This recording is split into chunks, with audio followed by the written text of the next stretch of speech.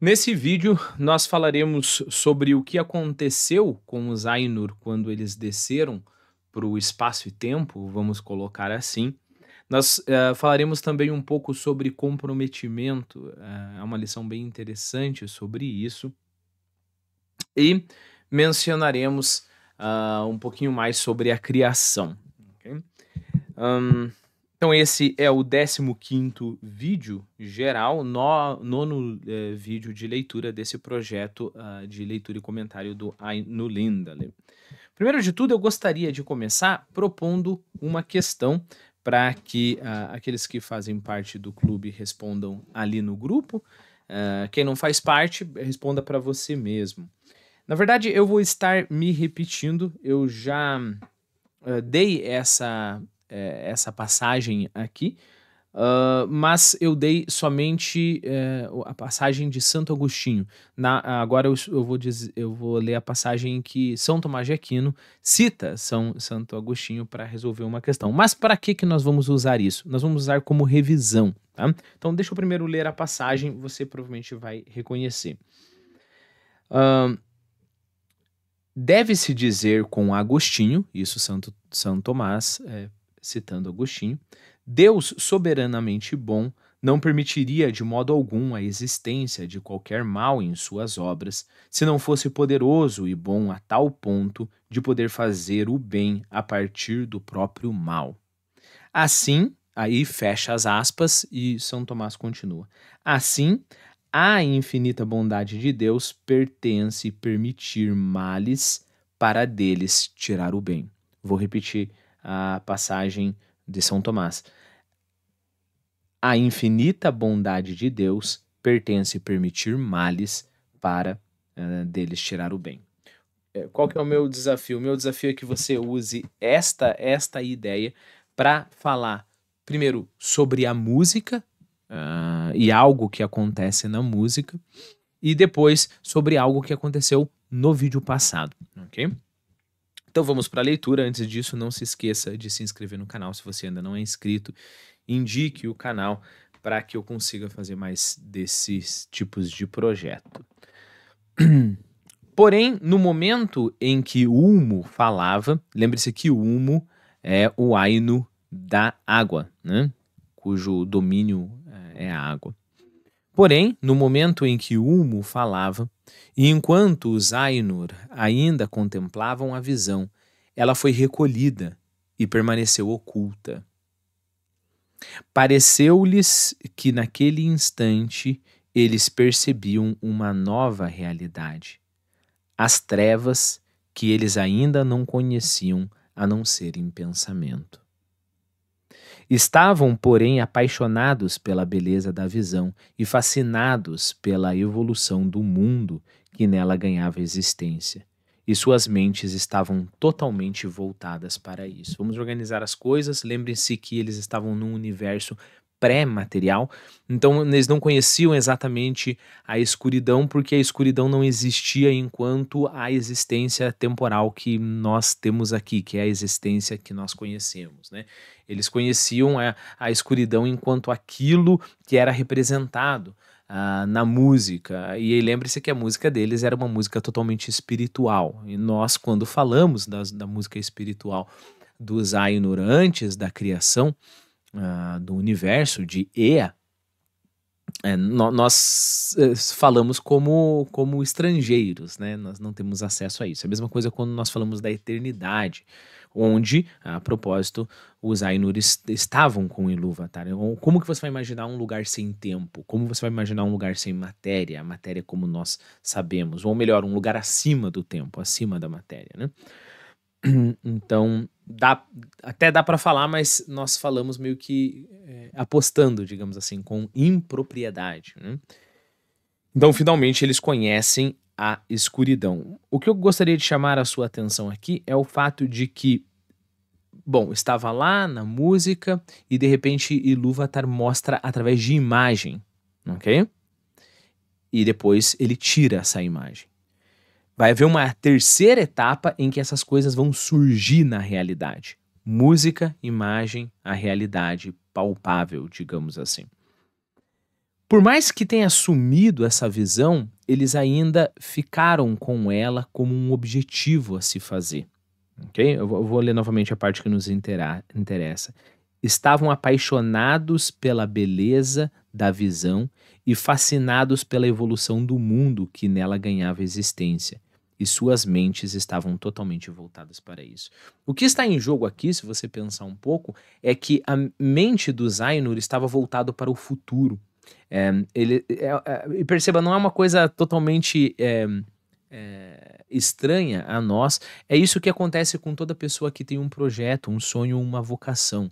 Tem algo que ainda não é, tem algo que te pré-apareceu, digamos assim, e essa coisa te chama desde o futuro, né? Então, para que você sonhe em ser alguma coisa, em alguma medida você é esta coisa. Para que os Ainur sonhassem em criar a Terra, em participar, co-criar a Terra, eles teriam que ter uma pré-ciência dessa Terra. Parece que nós estamos falando de coisas muito complicadas, mas na verdade não. Imagine, por exemplo, que você quer ser um jogador de futebol.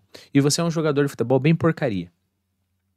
Só que você quer ser um excelente jogador de futebol. Então, alguma parte de você, provavelmente uma parte baseada no desejo, né? Na vontade é melhor do que desejo, vontade, na sua vontade, uma parte lá no futuro já é um jogador de futebol excelente, né? Então perceba, é como se o teu eu futuro, aquele que já é um jogador de futebol excelente, te chamasse. E todo dia de manhã, 5 horas da manhã que você tem que levantar para correr, para ganhar condicionamento físico, este teu eu futuro fala: lembre-se de mim, você tem que se tornar quem eu sou, né? A propósito é aí que nós entendemos aquela frase que é: homem, torna-te ti mesmo, né? Torna-te quem você é. Basicamente é isso, né? Então é algo de você que te chama para o futuro. É uma criação que te chama do futuro e você pode estar na escuridão, você só tem essa lembrança dessa imagem que te chama, mas você tem que se tornar aquilo que você é. Lembre-se, com os Ainur não é exatamente que eles não vão se tornar aquilo que eles são, mas eles vão atingir a criação como ela já existia antes e ao mesmo tempo ela tem que passar a existir, né? Através do trabalho deles. Então, mais uma vez, porque a ideia não é tão complexa, mas nós temos que internalizá-la. Estavam, porém, apaixonados pela beleza da visão e fascinados pela evolução do mundo que nela ganhava existência. E suas mentes estavam totalmente voltadas para isso. É como se o jogador de futebol ruim, ele não se olhasse como sendo um jogador de futebol ruim. Ele só se olhasse como sendo um jogador de futebol ruim para dizer: não é isso que eu sou realmente. Percebeu? Né? Então é como se os Ainur olhassem para aquela escuridão e não conseguissem ver aquela escuridão, eles só conseguissem ver: não é essa escuridão que vai acontecer. Não é essa a escuridão que tem que existir toda aquela beleza daquela imagem que nós vimos, né? Então eles fecham os olhos, digamos assim, para o que está na frente deles, para pensar naquilo que está por vir, né? Pois a história estava incompleta e os círculos do tempo ainda não totalmente elaborados quando a visão foi retirada. Então esse é um outro ponto, eles não viram a história inteira, né? E alguns disseram que a visão cessou antes da realização do domínio dos homens e do desaparecimento gradual dos primogênitos. Lembre-se que a gente já viu aqui que os filhos de Ilúvatar, que são os homens e os primogênitos, ou seja, os homens e os elfos, eles foram criados diretamente de Ilúvatar. Então, os Ainur não sabem exatamente o que acontece ali. E eles não conhecem o futuro dos homens. Então, eles têm um conhecimento enorme do nosso planeta. Digo nosso planeta porque essa teoria, né, de que a Terra-média seria uma pré-Terra nossa. Eles têm um conhecimento enorme, mas eles não conhecem o destino dos homens, por exemplo. Lembre-se, domínio dos homens e o desaparecimento gradual dos primogênitos, é exatamente aí que acaba o Senhor dos Anéis, né?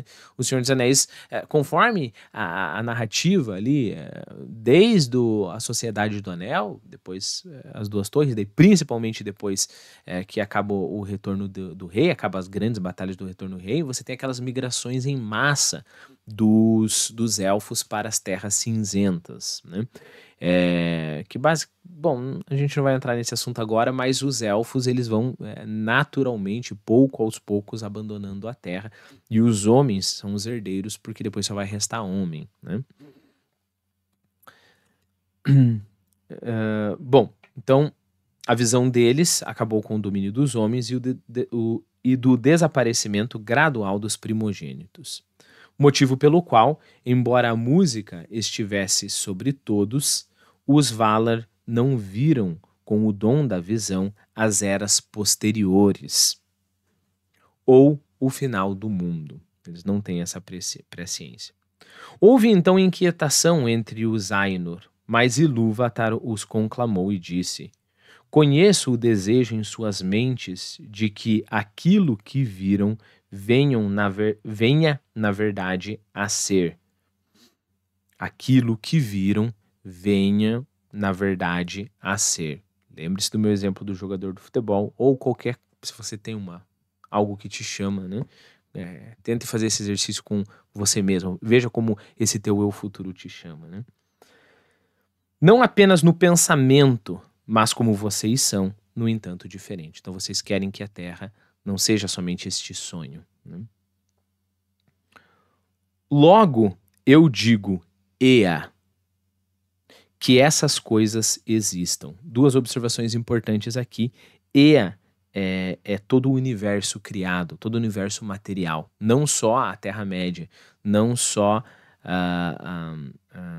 o mundo que Ilúvatar, que os Ainur focarão a sua energia, né? Então todo o universo é Ea. E nesse sentido, às vezes é chamado de mundo por oposição à Terra, que seria o nosso planeta. O mundo é tudo, né? Tudo criado. Digamos assim, nos reinos do tempo e do espaço, né? E etimologicamente, essa palavra simplesmente significa que seja, ok? Que seja. Bom, se você já leu o Gênesis, você vai ter um eco desse que seja quando Deus cria a terra. Eu tenho aqui só para ilustrar, o primeiro capítulo do Gênesis, né? Disse Deus: exista a luz, e a luz existiu. E Deus viu que a luz era boa. Aí continua, próximo versículo. Disse também Deus: faça-se o firmamento no meio das águas. E fez o firmamento. Depois, disse Deus: as águas, percebeu? É através de um verbo, exista, faça-se, né? Que as coisas acontecem. Exatamente aqui, né? Que seja. Que essas coisas existam. E mandarei para o meio do vazio a chama imperecível. Lembre-se que a chama imperecível é a chama da criação, né? A gente já conversou sobre isso extensamente em alguns dos vídeos passados. E ela estará no coração do mundo, e o mundo existirá. E aqueles de vocês que quiserem poderão descer e entrar nele. Perceba, é interessante, a chama imperecível, a chama da criação, estará no coração do mundo. Não é que eu tenho a chama da criação e eu criei o mundo e agora o mundo está lá como um universo mecânico, né? Como se costuma explicar o mundo como um relógio, né? Que funciona muito bem. Não é isso, a existência não é isso. A chama imperecível, ou seja, o surgimento do novo, ou seja, a criação está no coração do mundo, ou seja, tudo que acontece, tudo se faz novo a todo tempo. É bem diferente daquelas explicações de pessoa que está com medo de ser ateu, mas está com medo de acreditar em Deus, né? Então a pessoa fala que o universo é todo mecânico, né? Regido por leis mecânicas, e Deus foi só aquele cara que apertou o primeiro botão e fez surgir tudo, e aquela foi a criação, e depois o universo ficou meio que por ele mesmo, assim, frio, como se fosse um relógio, né? Essa é a imagem que se usava bastante no período iluminista da coisa, e até hoje é muito querida por muitos cientistas, essa imagem, né, de um relógio, uma coisa que funciona por si mesma, a ponto de gostarem tanto dessa imagem de pensar que não existe criador para aquilo ali, né, uma máquina que se criou por si mesmo, né, que é uma coisa bem estranha, né. Não é a visão que nós temos aqui. A chama imperecível, ela está no coração do mundo. Ou seja, se a gente seguir essa analogia que Deus é aquele que puxa o botão, desculpe, que aperta o botão para criar o universo, ele é aquele que está apertando o botão em cada segundo, em cada ação, porque a todo momento as coisas estão sendo criadas, a todo momento a novidade. Não é óbvio que isso não quer dizer que não exista regularidade na existência. Existem leis, mas essas leis não são leis frias de uma máquina sem dono, né? Bom, lembre-se, este botão puxado, apertado a cada segundo, a cada milésimo de segundo pode ser apertado por Ilúvatar, o botão da criação, justamente através dos Ainur, né? Lembre-se que eles são co-criadores. Quanto mais próximos de Ilúvatar eles estão, mais próximos da chama imperecível eles estão e mais poder de cocriação eles têm. Quanto mais independentes eles tentam ser, quanto mais criação eles tentam fazer por ele mesmo, eles se tornam como o Melkor e não conseguem criar nada. E mandarei para o meio do vazio a chama imperecível, e ela estará no coração do mundo, e o mundo existirá. E aqueles de vocês que quiserem poderão descer e entrar nele. E de repente os Ainur viram ao longe uma luz, como se fosse uma nuvem, com um coração vivo de chamas, e souberam que não era apenas uma visão, música, visão, realidade, mas que Ilúvatar havia criado algo novo. Ea, o mundo que é.